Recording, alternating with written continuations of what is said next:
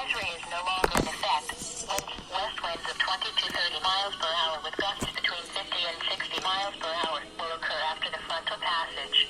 Higher wind gusts over 60 miles per hour will occur in thunderstorms east of Cleveland early this evening.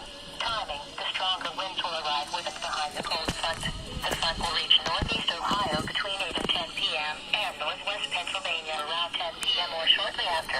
Impacts: some trees, limbs, and power lines may come down.